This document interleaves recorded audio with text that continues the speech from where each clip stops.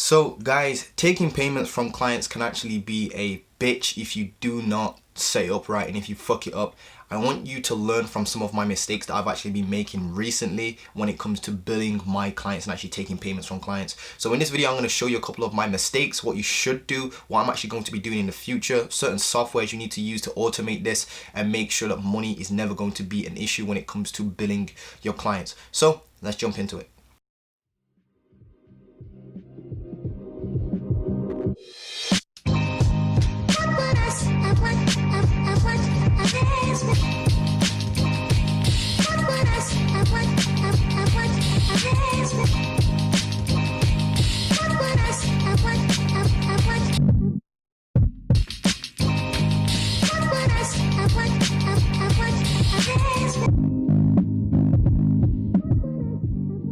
So guys, welcome back to the channel. Montel Gordon here. Hope you guys are all doing well and staying safe. If you're new around here, please make sure you drop a like, comment and subscribe, and make sure you turn on that notification bell so you get notified whenever I drop and upload. Also, make sure you follow me on Instagram and send me a DM if you have any questions regarding social media marketing or SMMA or entrepreneurship, because that's what I talk about all day, every day, and we can talk for hours on that. But anyway guys, look, in today's video I want to break down exactly how you should go about taking payments from clients. Now, this is something that can feel slightly awkward if you fuck it up. It can actually ruin relationships with clients if you don't set it up the right way as well, because if you're always chasing payments, it can actually feel quite awkward. Now guys, look, the general rule of thumb is, and first of all, I'm going to keep this video like super short. I know I say that all the time and I just ramble on, but guys, the general rule of thumb is that you always want to be auto billing your clients. Meaning if they're paying you $1,000 a month, you get paid first on the call. This is the thing you need to do, guys. Look, when you're on your sales calls and you're about to close a client, what you need to do is give them some sort of reason to pay right there, right then. So this is what you call incentive-based pricing, or adding scarcity if you will, or you need some sort of time pressure, bonus, something that's going to make them pay right there and then. Because if you don't give them a reason to buy right there and then, and this is something I teach my students, if you don't give them a reason to buy right here, right now, they're always going to figure out a reason to not pay you, basically. There's always going to be a reason why they need to think about you or ask their partner, basically. But guys, here's how you actually do this. You can actually offer incentive-based pricing. If you guys are in my 4-week program, you know exactly at the end of the script what we actually say to actually get payments right there and then. So I won't go into too much detail about it, but basically all you have to do, guys, is literally incentivize them to pay right here, right now. Give them some sort of reason. Maybe you'll knock off X amount of price if they're signing with you today. It's really that simple, guys. But what you want to do is take payments right there and then. Now, there's a couple of ways for me in my particular situation to take payments. I'll give you some software, I'll give you what I do outside of Upwork and on Upwork, because you guys know if you're on this channel and you're not new around here. If you are new around here, just go watch a couple of my videos. But basically I use a site called upwork.com in order to get like most of my clients. It's a really easy way to get clients. They're already warm on there and you don't have to do cold outreach, basically. But essentially, guys, look, there's two ways I go about this. So way number one is off of Upwork. So let's talk about off of Upwork payments. What I do with off of Upwork payments is, first of all, I need to create, or now I need you guys to create, if you can, I know that certain countries don't offer these software, but figure out what you need to do in your particular country. If you're like in India, I know that like, I think it's Stripe's not available in India, something like that. Don't quote me on that, I'm not actually too sure. But essentially, guys, for me, I have a merchant account on Stripe and I have a business PayPal account. Do you need to have a registered business to have a Stripe business account? No, you do not. I don't know where that even came from. I actually had a Stripe account way before I even had a registered business. And by the way, I don't even recommend you register your business. If you're over here in the UK, it's a little bit different to the US. This is not legal advice. Go and, seek professional advice. But over here in the UK, I don't even think you should register a business until you're making like 10K profit per month. I fucked up with that. By the way, I fucked up with that. It's a lot more responsibility than you actually think. So I wouldn't even recommend you do that. Just operate as like a sole trader. Over in the US, I know that LLCs are something that you can quickly incorporate really cheaply as well. I think it's like $100, $200, something like that, $300 at the absolute max. And I know that over there it's a little bit different, as in terms of like, you can get sued over there for fucking like sneezing apparently over in the US. Don't quote me on that. Again, I'm just relaying stories that I've heard. Probably not the best advice to give you, but just go and do your research. But basically, guys, over here in the UK, what I do is I set up a Stripe account and I set up a PayPal account. Now, I prefer Stripe over PayPal. hands down, all day, every day. There is a bit of a merchant fee on both of them. I think that Stripe's slightly lower than actually PayPal's actual fee. Not only that, but PayPal actually holds money like for no reason. It's fucking annoying, guys. Like, they actually hold money. But essentially, guys, whenever you have a client on a call with you and you're about to close, what you need to do is make them pay on the phone right there and then. That's first of all taking payments from clients. Then what you want to do is use a software called simpleinvoices.io. There's two different versions of them. There's simpleinvoices.com, I think, and then there's simpleinvoices.io. I use the .io version. Now, simpleinvoices.io literally does what it says on the tin. It's simple invoices, literally. The reason why I love simple invoices is because it's $8 per month, by the way, if you're ever wondering. Very, very cheap. And there's like a 14-day free trial. So all you want to do is, if you have like a discovery call and you're pretty sure you're going to close this, just go and sign up to it, and then it will literally pay itself for the entire year if you close somebody for like $1,000 or something like that. So it will pay itself for like the whole entire year and more. But so it's really, really cheap. So what you want to do, guys, is on the call, you want to take their email address, right? Take their business name and you want to put it into a subscription. So on Simple Invoices, there's a thing called subscription. Of course, before I get into this, you want to set up Stripe with Simple Invoices. So you want to go to Simple Invoices, log in, create an account. You want to then connect it with your Stripe account and your PayPal account. And then what you want to do is, when you're about to bill a client, take their email address, take their business information and their business address on the actual phone. Like when you're actually on a Zoom call with them, you want to take that information, input it into the subscription section, and then have it as a reoccurring payment. And you want to make sure on the right hand side where it says send invoice, there's going to be, or activate, there's going to be a little button that you can check on that says pay automatically. You want to make sure you actually select that. And if you're going to do this and you want to make sure you actually charging automatically each and every month, I believe you have to turn off PayPal. PayPal doesn't actually save their card onto the actual file, and what you want to do is save their card on file, and it literally says on their invoice your card will be saved on file if you pay via card. So make sure that you actually, if you're going to do this,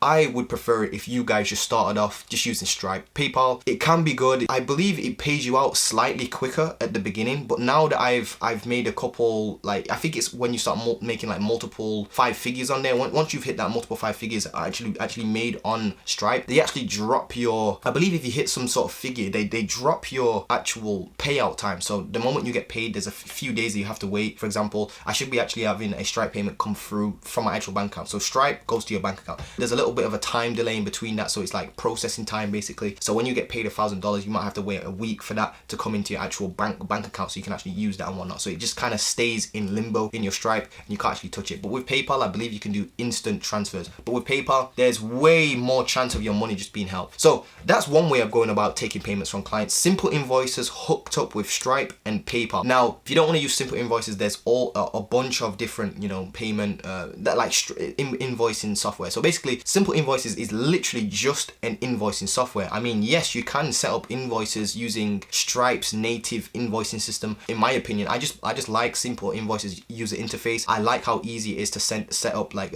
subscriptions. It's really, really easy. And what you want to do is make sure you set up a subscription, and that's how you're going to auto bill clients.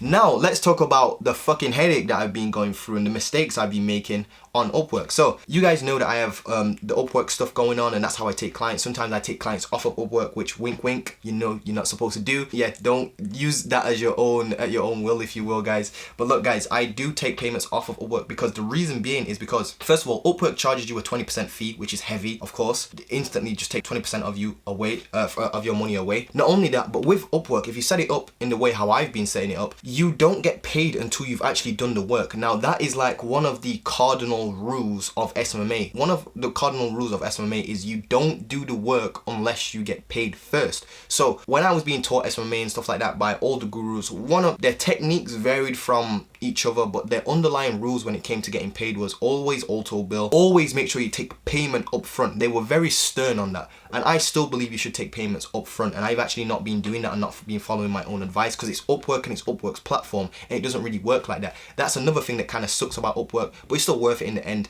But basically what happens is on Upwork, let's say I close a client for $1,000 per month. Let's say I close them on the 1st of January. I do the work, and then on the 1st of February I will get paid, and I have to submit like my work for that month, and literally I don't really even submit stuff. I just literally type in the box when you go to submit. There's like a submit button. You say, you know, submit the work you completed for this milestone, and then you submit, like, you know, I completed month 1. That's literally all I do. I don't even upload any files or anything like that. Then your client has to approve that, and then they release the funds basically. It's a ball ache, guys. Literally a ball ache. This is my main concern with using Upwork. If you're still trying to get your first few clients, I highly recommend you use Upwork at the beginning and then transition into doing cold calling or even hiring an appointment setter and stuff like that. I highly recommend you do that. But anyway, guys, look, with Upwork, here's what I'm going to be probably changing it to. Either I might be sticking to monthly payments. So when somebody like when I actually close a client, basically, I want to set up a monthly payment, but they pay me at the start of the month. I'm going to try and get them to pay me at the start of the month on Upwork.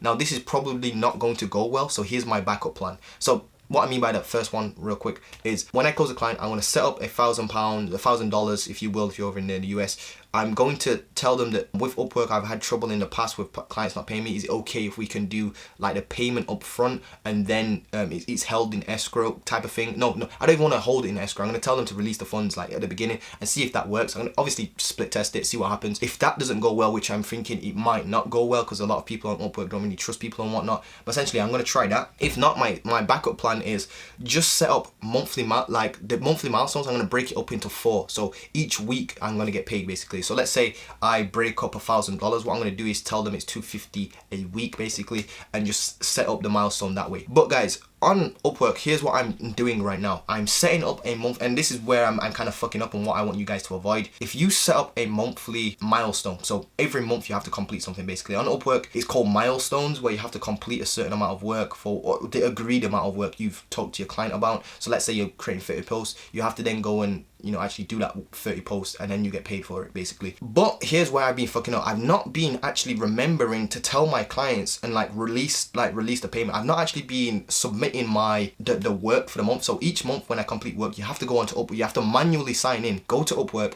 This is the thing about it. This is actually a ball ache, and I understand now the pain of not auto billing. But anyway, I have to go to Upwork. I have to literally go and sign in. I actually go to the milestone section on my contracts where all my clients are. Click on the certain client that I'm trying to get payment from and that I've completed a month with. And then I have to say, you know, this month's work's being completed, and then submit like the milestone, and then they have to then approve it, and then you get paid. The funds get released, and then it takes a few days to get into your PayPal, and then that takes a few days to get into your actual bank account. I use PayPal on Upwork, if you're wondering. So that's annoying. What I'm going to start doing instead, oh, and by the way, the mistake I'm making there is that I'm also forgetting to set up free monthly milestones, because I close clients on a 3-month minimum using the contract basically that you guys get in the 4-week mentorship program, and all my students get basically. But essentially, guys, what I need to do is whenever I close a client and they sign the contract, I need to immediately set up free monthly milestones and have them on a particular day. And I also need to state in my onboarding, this is one of the problems I'm having right now, is if they have come through Upwork, if you take long with the onboarding, this is what I've noticed. 2 of my clients have actually done this. They've taken long with the onboarding, and what I mean by that is I've closed the client, they've paid me, and then it took them like 2, 3, maybe even 4 weeks to just get onboarded with my onboarding process. And it's supposed to be like a very quick way to onboard. It literally takes 90 minutes to onboard with me. No joke. If you guys know in the program, you guys know about the whole onboarding process and the automated way the clients get onboarded. But for some reason, clients will pay me and then go missing and not complete the onboarding. I'm there following up with them saying, have you completed the onboarding? Have you completed the onboarding? Have you completed the onboarding? Even though it's super streamlined, and all they have to do is literally follow this. It's literally laid out in front of them just to watch videos. But I've heard this saying that like when you're working with business owners, the more tedious something is, the longer they take to complete it. I guess that's kind of what's going on. But essentially what I need to do now is state that in the onboarding process, or even I believe I should put it in a contract. But essentially, guys, what I'm going to do is in the onboarding process, or even in the contract, I'm going to state that if you take long to get onboarded, that's your own fault. So if we sign on the 1st of January with each other, you pay me on at that date, and you take a month to onboard, you've just wasted a month of your service. That's not on us. We don't, you know, we don't pause the contract for you for a whole month so you can get onboarded. You have to onboard yourself really quickly, and then we can get to work. So what I'm trying to say there is I'm not trying to lose out on any months here. So if you take a month to onboard, you've just lost a month basically of your actual service. And I believe that should already be in the contract, but I'm having some issues right there, guys, with people actually taking long with onboarding. But anyway, guys, my camera's about to die, and I'll see you guys in the next video. I hope that I've spotted some ideas, and in the future I'm just going to be making sure that they understand if they take long with onboarding, that's their fault, it's not our fault. Also, I'm going to set up the monthly milestones beforehand, before we even get working, and show when the payments need to be released, and explain the dates when the payment gets released. And if they take long with certain things, that's their fault, not ours. But that's how you go about taking payments, and please learn from my mistakes. Anyway, guys, I'll see you guys in the next video. Peace.